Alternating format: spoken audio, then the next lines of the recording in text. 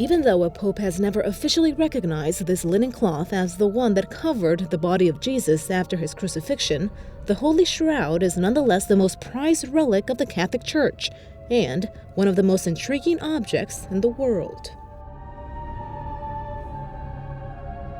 Its dimensions are 14.3 feet long and 3.7 feet wide. It's a linen cloth, and it has a pattern that coincides with the way other cloths were woven in the early centuries, especially in Syria. We found cloths similar to this one in the tombs of wealthy people. This one covered the body of someone who was crucified. So the question is, who was this person? Typically, people who were crucified were left in mass graves since they were usually poor or criminals. But Jesus was taken to a grave fit for a rich person, which belonged to Joseph of Arimathea. He wrapped Jesus in a beautiful cloth. The Holy Shroud depicts the body of a man who endured wounds consistent with the crucifixion. Investigators say the man was between 30 and 40 years old and weighed about 175 pounds. More than likely, he was involved in manual labor. The man in the shroud suffered roughly 720 wounds and at least 120 lashes. From the wounds depicted in the shroud, the whips probably had 6 strings and were bound together by a sharp object.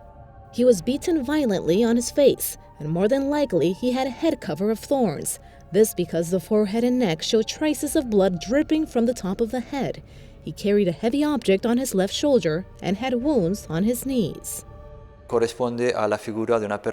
person depicted in the shroud suffered wounds that are consistent with the descriptions of the Gospel, from lashes to a crown of thorns and the crucifixion. His left wrist shows a nail puncture, and bloodstains show that the right wrist endured a similar wound. The left side of the man's torso was also punctured with what seems to be a spear. The shroud doesn't show any traces of brushstrokes, and it is indelible. That's why one of the biggest mysteries is how it actually came about. Italian scientists have their own theory on what could have happened. It shows dehydration, a very superficial oxidation of cellulose. It's identical to the ultraviolet radiation that we would get from the use of a laser. The only possible explanation I see is that a great current of light was released from the body when it was wrapped in the sheet. So for those who believe in the resurrection, this means quite a lot. There are traces of myrrh and aloe on the shroud. These two materials were widely used in burials in the Middle East. It also has pollen from 58 different plants. 38 of them are not European, and 17 of them can be traced back to Jerusalem. The bloodstains on the shroud are AB blood type, with large traces of bilirubin, which is a sign of someone who suffered a violent death. The blood has not moved or even been smeared on the shroud. It's as if the body disappeared within the linen cloth. The shroud is like a photographic negative. Unlike other average photographs, though, it looks clearly when seen as a negative and not the other way around.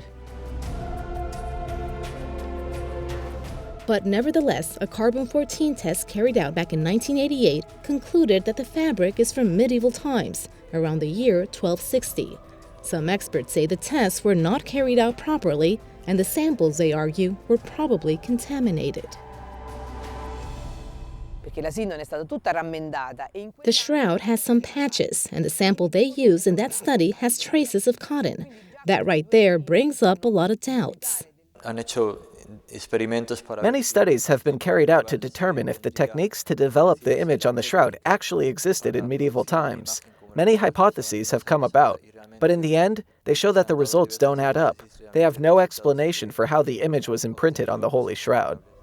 Centuries have passed, but the Holy Shroud continues to be one of the most intriguing objects in Christianity, and perhaps physical proof of Jesus' resurrection.